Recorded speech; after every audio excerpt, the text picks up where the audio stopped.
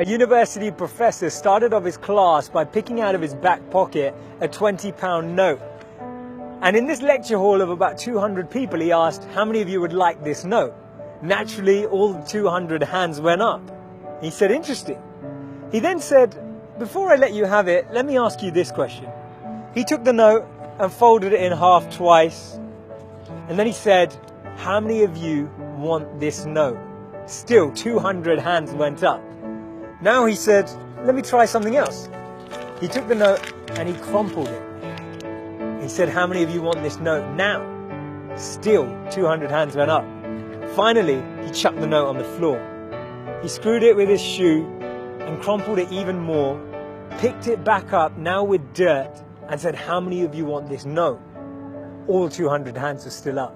He said, today you've learnt an important lesson. No matter how much I crumpled that note, how much I scrunched it up, how many times it was trodden on, you still wanted it because it was still worth £20. In the same way that that £20 note held its value, so do you. No matter how many times life will tread on you, life will crumple you, life will scrunch you, and life will squeeze you, you will always keep your value, that spark within us all of bliss, knowledge, and eternity that exists. That spark will never be taken away. Our value is not created by the price of our clothes or our bank balance or the job title that we have. See, we should be building life and not just building our CVs. In the middle of 2009, he was the software engineer that no one wanted to hire. He had 12 years of experience at Yahoo, but he was rejected by Facebook and then rejected by Twitter. He'd been to a great university. He had a great CV. But he decided to team up with one of his alumni members at Yahoo and started to create an app and focus on the startup space. In 5 years' time, he sold that app for $19 billion to Facebook. Believe it or not, that was Brian Acton, the co-founder of WhatsApp. When he was rejected from Facebook, he said it was a great opportunity to connect with some fantastic people. I look forward to life's next adventure. When he was rejected by Twitter, he responded by saying, worked out, it was quite a long commute.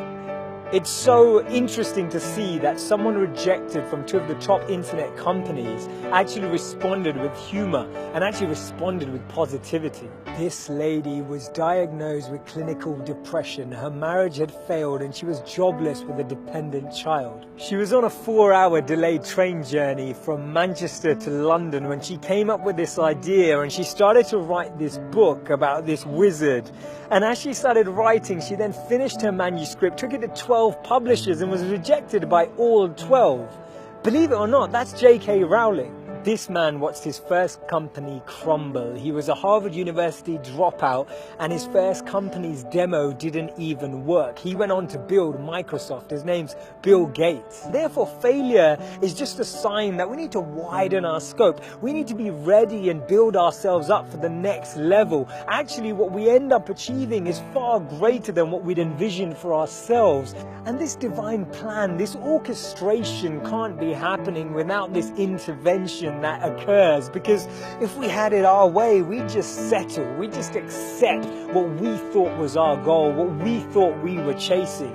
But actually, I've noticed that when you don't get that, later down the line, you look back and you reflect and realize that what you've gained is so much greater. Failures are only failures when we don't learn from them, because when we learn from them, they become lessons, and we actually extrapolate all of these teachings and actually get more insight into how we can improve the way we work and how we can actually drive with a different energy. The challenge we have is that we only talk about people's failures when they succeed, and that's why they become this taboo, or we feel like their failures never happened. We need to share these stories earlier. We need to bring out these stories and experiences on the journey so that people who are on the journey can actually follow in those footsteps. And that's why Steve Jobs said you can't connect the dots moving forward. You only can when you're looking backwards.